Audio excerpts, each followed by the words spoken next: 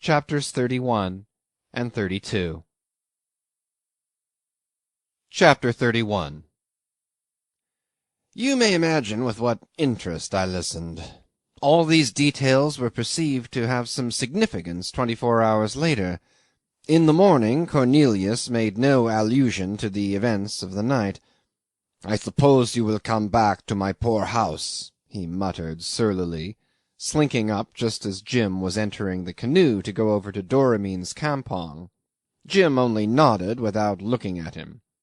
"You'll find it good fun, no doubt," muttered the other in a sour tone. Jim spent the day with the old nakhoda, preaching the necessity of vigorous action to the principal men of the Bugis community, who had been summoned for a big talk. He remembered with pleasure how very eloquent and persuasive he had been. "I managed to put some backbone into them that time, and no mistake," he said. Sharif Ali's last raid had swept the outskirts of the settlement, and some women belonging to the town had been carried off to the stockade. Sharif Ali's emissaries had been seen in the market-place the day before, strutting about haughtily in white cloaks and boasting of the Rajah's friendship for their master. One of them stood forward in the shade of a tree, and, leaning on the long barrel of a rifle, exhorted the people to prayer and repentance, advising them to kill all strangers in their midst, some of whom, he said, were infidels, and others even worse, children of Satan in the guise of Moslems. It was reported that several of the Rajah's people amongst the listeners had loudly expressed their approbation. The terror amongst the common people was intense. Jim, immensely pleased with his day's work, crossed the river again before sunset. As he had got the Bugis irretrievably committed to action and had made himself responsible for success on his own head, he was so elated that in the lightness of his heart he absolutely tried to be civil with Cornelius. But Cornelius became wildly jovial in response, and it was almost more than he could stand, he says, to hear his little squeaks of false laughter, to see him wriggle and blink, and suddenly catch hold of his chin and crouch low over the table with a distracted stare. The girl did not show herself, and Jim retired early. When he rose to say good night, Cornelius jumped up, knocking his chair over, and ducked out of sight as if to pick up something he had dropped. His good night came huskily from under the table. Jim was amazed to see him emerge with a dropping jaw and staring, stupidly frightened eyes. He clutched the edge of the table. "What's the matter? Are you unwell?" asked Jim. Yes, a great colic in my stomach," says the other, and it is Jim's opinion that it was perfectly true. If so, it was, in view of his contemplated action, an abject sign of a still imperfect callousness for which he must be given all due credit. Be it as it may, Jim's slumbers were disturbed by a dream of heavens like brass resounding with a great voice, which called upon him to awake, awake, so loud that, notwithstanding his desperate determination to sleep on, he did wake up in reality. The glare of a red sputtering conflagration going on in mid-air fell on his eyes. Coils of black thick smoke curved round the head of some apparition, some unearthly being, all in white, with a severe, drawn, anxious face. After a second or so he recognized the girl. She was holding a damar torch at arm's length aloft, and in a persistent, urgent monotone she was repeating, "Get up! Get up! Get up!" Suddenly he leaped to his feet. At once she put into his hand a revolver, his own revolver, which had been hanging on a nail, but loaded this time. He gripped it in silence, bewildered, blinking in the light. He wondered what he could do for her. She asked rapidly and very low, "Can you face 4 men with this?" He laughed while narrating this part of the recollection of his polite alacrity. It seems he made a great display of it. "Certainly. Of course. Certainly. Command me." He was not properly awake, and had a notion of being very civil in these extraordinary circumstances, of showing his unquestioning devoted readiness.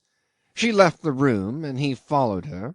In the passage they disturbed an old hag who did the casual cooking of the household, though she was so decrepit as to be hardly able to understand human speech.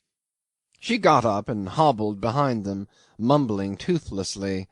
On the veranda a hammock of sailcloth belonging to Cornelius swayed lightly to the touch of Jim's elbow. It was empty. The Patusan establishment, like all posts of Stein's trading company, had originally consisted of 4 buildings. 2 of them were represented by 2 heaps of sticks, broken bamboos, rotten thatch, over which the 4 corner posts of hardwood leaned sadly at different angles. The principal storeroom, however, stood yet, facing the agent's house. It was an oblong hut, built of mud and clay. It had at one end a wide door of stout planking, which so far had not come off the hinges, and in one of the side walls there was a square aperture, a sort of window, with 3 wooden bars. Before descending the few steps the girl turned her face over her shoulder and said quickly, "You were to be set upon while you slept." Jim tells me he experienced a sense of deception. It was the old story. He was weary of these attempts upon his life. He had had his fill of these alarms. He was sick of them. He assured me he was angry with the girl for deceiving him. He had followed her under the impression that it was she who wanted his help, and now he had half a mind to turn on his heel and go back in disgust. "Do you know," he commented profoundly, "I rather think I was not quite myself for whole weeks on end about that time." "Oh, yes, you were, though," I couldn't help contradicting. But she moved on swiftly, and he followed her into the courtyard. All its fences had fallen in a long time ago. The neighbours' buffaloes would pace in the morning across the open space, snorting profoundly, without haste. The very jungle was invading it already. Jim and the girl stopped in the rank grass. The light in which they stood made a dense blackness all round, and only above their heads there was an opulent glitter of stars. He told me it was a beautiful night, quite cool, with a little stir of breeze from the river. It seems he noticed its friendly beauty. Remember, this is a love story I am telling you now. A lovely night seemed to breathe on them a soft caress. The flame of the torch streamed now and then with a fluttering noise like a flag, and for a time this was the only sound. "They are in the storeroom waiting," whispered the girl. "They are waiting for the signal." "Who's to give it?" he asked. She shook the torch, which blazed up after a shower of sparks. "Only you have been sleeping so restlessly," she continued in a murmur. "I watched your sleep too." "You!" he exclaimed, craning his neck to look about him.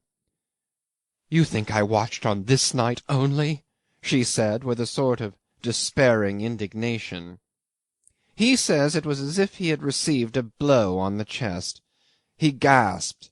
He thought he had been an awful brute somehow, and he felt remorseful, touched, happy, elated.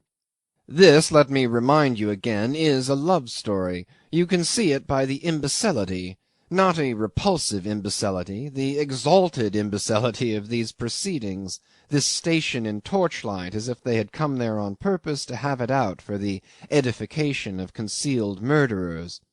If Sherif Ali's emissaries had been possessed, as Jim remarked, of a pennyworth of spunk, this was the time to make a rush. His heart was thumping, not with fear, but he seemed to hear the grass rustle, and he stepped smartly out of the light. Something dark, imperfectly seen, flitted rapidly out of sight. He called out in a strong voice, "Cornelius! Oh, Cornelius!" A profound silence succeeded. His voice did not seem to have carried 20 feet. Again the girl was by his side. "Fly," she said. The old woman was coming up. Her broken figure hovered in crippled little jumps on the edge of the light. They heard her mumbling and a light moaning sigh. "Fly," repeated the girl excitedly. "They are frightened now. This light, the voices, they know you are awake now. They know you are big, strong, fearless." "If I am all that," he began, but she interrupted him. "Yes, to-night. But what of to-morrow night? Of the next night? Of the night after? Of all the many, many nights? Can I always be watching?" A sobbing catch of her breath affected him beyond the power of words. He told me he had never felt so small, so powerless. And as to courage, what was the good of it, he thought? He was so helpless that even flight seemed of no use. And though she kept on whispering, "Go to Doramin, go to Doramin," with feverish insistence, he realized that for him there was no refuge from that loneliness which centupled all his dangers, except in her. "I thought," he said to me, "that if I went away from her it would be the end of everything somehow." Only, as they couldn't stop there for ever in the middle of that courtyard, he made up his mind to go and look into the storehouse. He let her follow him without thinking of any protest, as if they had been indissolubly united. "I am fearless, am I?" he muttered through his teeth. She restrained his arm. "Wait till you hear my voice," she said, and, torch in hand, ran lightly round the corner. He remained alone in the darkness, his face to the door. Not a sound, not a breath came back from the other side. The old hag let out a dreary groan somewhere behind his back. He heard a high-pitched, almost screaming call from the girl. "Now! Push!" He pushed violently. The door swung with a creak and a clatter, disclosing, to his intense astonishment, the low dungeon-like interior illuminated by a lurid, wavering glare. A turmoil of smoke eddied down upon an empty wooden crate in the middle of the floor. A litter of rags and straw tried to soar, but only stirred feebly in the draught. She had thrust the light through the bars of the window. He saw her bare round arm extended and rigid, holding up the torch with the steadiness of an iron bracket. A conical, ragged heap of old mats cumbered a distant corner almost to the ceiling, and that was all. He explained to me that he was bitterly disappointed at this. His fortitude had been tried by so many warnings, he had been for weeks surrounded by so many hints of danger, that he wanted the relief of some reality, of something tangible that he could meet. "It would have cleared the air for a couple of hours at least, if you know what I mean," he said to me. Jove! I had been living for days with a stone on my chest. Now at last he thought he would get hold of something, and nothing, not a trace, not a sign of anybody. He had raised his weapon as the door flew open, but now his arm fell. "Fire! Defend yourself!" the girl outside cried in an agonizing voice. She, being in the dark and with her arm thrust into the shoulder through the small hole, couldn't see what was going on, and she dared not withdraw the torch now to run round. "There's nobody here," yelled Jim contemptuously. But his impulse to burst into a resentful, exasperated laugh died without a sound. He had perceived in the very act of turning away that he was exchanging glances with a pair of eyes in the heap of mats. He saw a shifting gleam of whites. "Come out!" he cried in a fury, a little doubtful, and a dark-faced head, a head without a body, shaped itself in the rubbish, a strangely detached head that looked at him with a steady scowl. Next moment the whole mound stirred, and with a low grunt a man emerged swiftly and bounded towards Jim.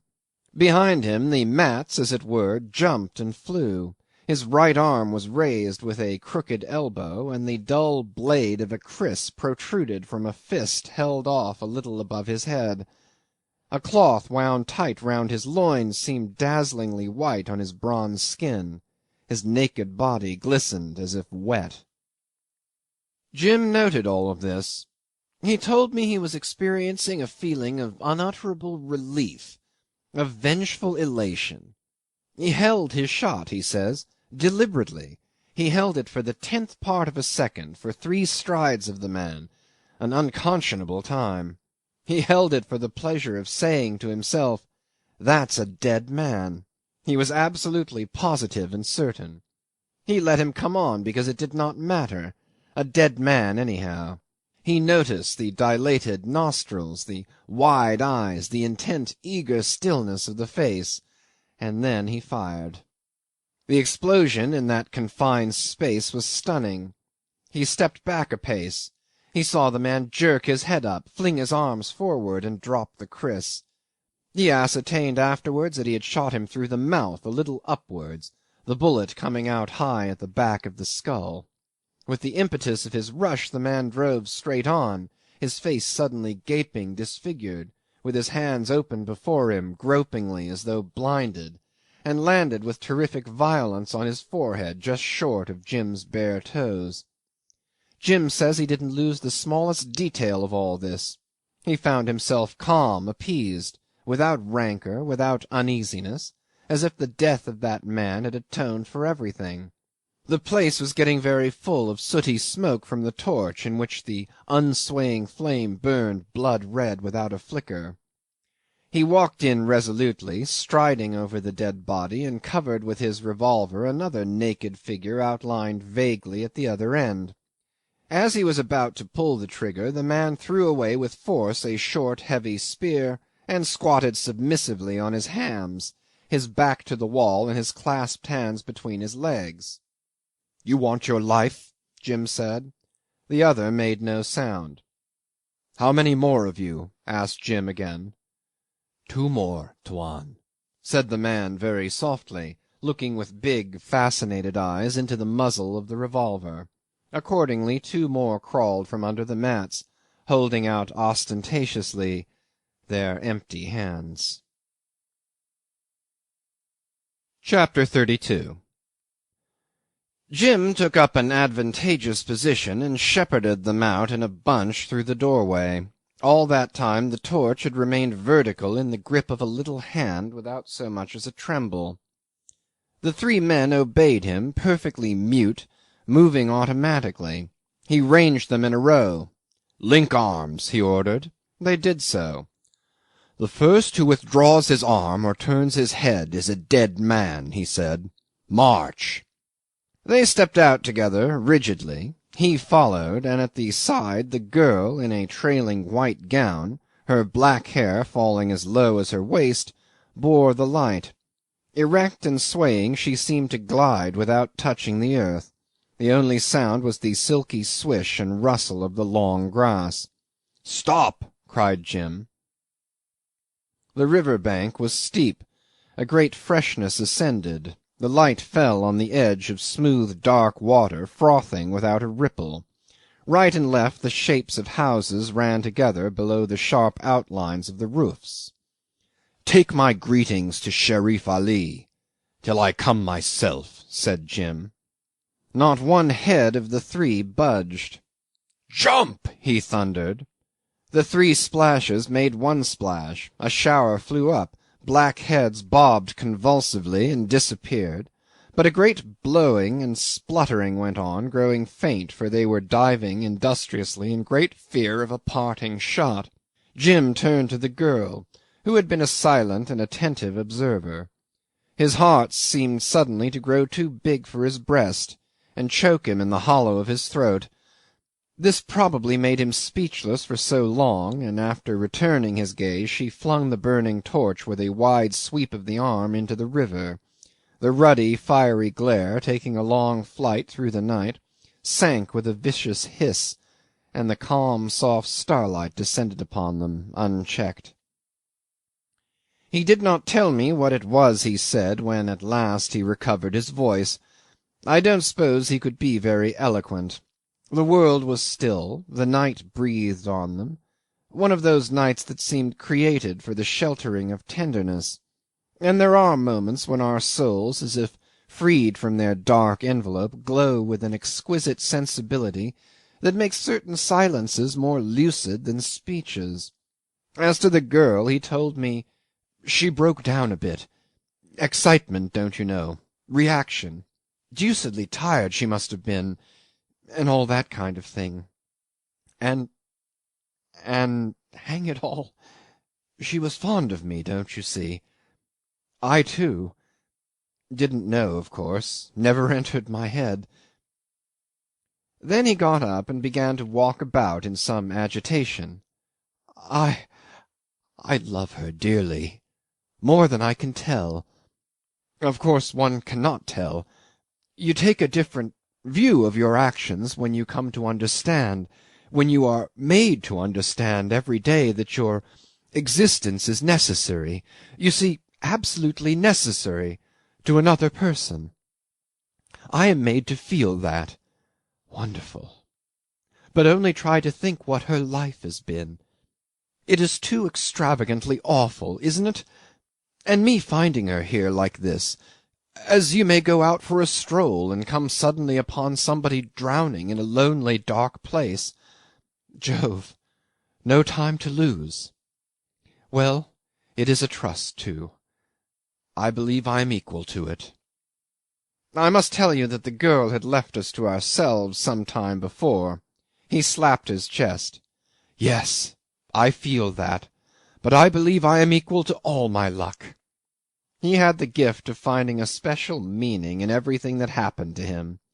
This was the view he took of his love affair. It was idyllic, a little solemn, and also true, since his belief had all the unshakable seriousness of youth.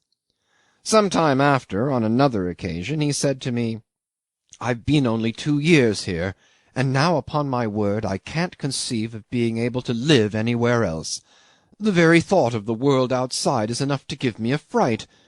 Because, don't you see," he continued, with downcast eyes, watching the action of his boot, busied in squashing thoroughly a tiny bit of dried mud (we were strolling on the river bank), "because I have not forgotten why I came here. Not yet." I refrained from looking at him, but I think I heard a short sigh. We took a turn or two in silence. "Upon my soul and conscience," he began again, "if such a thing can be forgotten, then I think I have a right to dismiss it from my mind. Ask any man here." His voice changed. "Is it not strange," he went on in a gentle, almost yearning tone, "that all these people who would do anything for me, can never be made to understand? Never! If you disbelieved me, I could not call them up. It seems hard, somehow. I am stupid, am I not? What more can I want? If you ask them who is brave, who is true, who is just, who is it they would trust with their lives, they would say, Tuan Jim. And yet they can never know the real truth."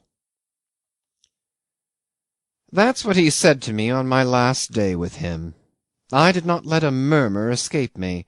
I felt he was going to say more, and come no nearer to the root of the matter. The sun, whose concentrated glare dwarfs the earth into a restless mote of dust, had sunk behind the forest, and the diffused light from an opal sky seemed to cast upon the world, without shadows and without brilliance, the illusion of a calm and pensive greatness. I don't know why, listening to him, I should have noted so distinctly the gradual darkening of the river, of the air, the irresistible slow work of the night settling silently on all the visible forms, effacing the outlines, burying the shapes deeper and deeper, like a steady fall of impalpable black dust. "Jove!" he began abruptly. "There are days when a fellow is too absurd for anything. Only I know I can tell you what it's like. I talk about being done with it, with the bally thing at the back of my head. Forgetting hang me if I know. I can think of it quietly. After all, what has it proved? Nothing. I suppose you don't think so." I made a protesting murmur. "No matter," he said. "I am satisfied. Nearly. I've got to look only at the face of the first man that comes along to regain my confidence. They can't be made to understand what is going on in me. What of that? Come, I haven't done so badly." "Not so badly," I said. "But all the same you wouldn't like to have me aboard your own ship, eh?" "Confound you!" I cried. "Stop this! Aha! You see! he said, crowing, as it were, over me placidly. "Only," he went on, "you just try to tell this to any of them here. They would think you a fool, a liar, or worse. And so I can stand it. I've done a thing or two for them, but this is what they have done for me." "My dear chap," I cried, "you shall always remain for them an insoluble mystery." Thereupon we were silent. "Mystery," he repeated, before looking up. "Well, then, let me always remain here." After the sun had set, the darkness seemed to drive upon us, borne in every faint puff of the breeze. In the middle of a hedged path I saw the arrested, gaunt, watchful, and apparently one-legged silhouette of Tamb' Itam, and across the dusky space my eye detected something white moving to and fro behind the supports of the roof. As soon as Jim, with Tamb' Itam at his heels, had started upon his evening rounds, I went up to the house alone, and unexpectedly found myself waylaid by the girl, who had clearly been waiting for this opportunity. It is hard to tell you what it was precisely she wanted to wrest from me. Obviously it would be something very simple, the simplest impossibility in the world, as, for instance, the exact description of the form of a cloud. She wanted an assurance, a statement, a promise, an explanation, I don't know how to call it. The thing has no name. It was dark under the projecting roof, and all I could see were the flowing lines of her gown, the pale small oval of her face, with the white flash of her teeth, and, turned toward me, the big sombre orbits of her eyes, where there seemed to be a faint stir, such as you may fancy you can detect when you plunge your gaze to the bottom of an immensely deep well. What is it that moves there, you ask yourself? Is it a blind monster, or only a lost gleam from the universe? It occurred to me, don't laugh, that all things being dissimilar, she was more inscrutable in her childish ignorance than the Sphinx propounding childish riddles to wayfarers. She had been carried off to Patusan before her eyes were open. She had grown up there. She had seen nothing, known nothing. She had no conception of anything. I asked myself whether she were sure that anything else existed. What notion she may have formed of the outside world is to me inconceivable. All that she knew of its inhabitants were a betrayed woman and a sinister pantaloon. Her lover also came to her from there, gifted with irresistible seductions. But what would become of her if he should return to these inconceivable regions that seemed always to claim back their own? Her mother had warned her of this with tears before she died. She had caught hold of my arm firmly, and as soon as I had stopped she had withdrawn her hand in haste. She was audacious and shrinking. She feared nothing, but she was checked by the profound incertitude and the extreme strangeness, a brave person groping in the dark. I belonged to this unknown that might claim Jim for its own at any moment. I was, as it were, in the secret of its nature and of its intentions, the confidant of a threatening mystery, armed with its power perhaps. I believe she supposed I could with a word whisk Jim away out of her very arms. It is my sober conviction she went through agonies of apprehensions during my long talks with Jim, through a real and intolerable anguish that might have conceivably driven her into plotting my murder had the fierceness of her soul been equal to the tremendous situation it had created.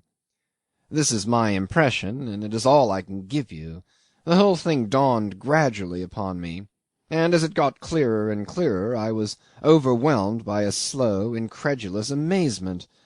She made me believe her, but there is no word that on my lips could render the effect of the headlong and vehement whisper, of the soft, passionate tones, of the sudden breathless pause, and the appealing movement of the white arms extended swiftly. They fell. The ghostly figure swayed like a slender tree in the wind. The pale oval of the face drooped. It was impossible to distinguish her features. The darkness of the eyes was unfathomable. Two wide sleeves uprose in the dark like unfolding wings, and she stood silent, holding her head in her hands. End of chapters 31 and 32.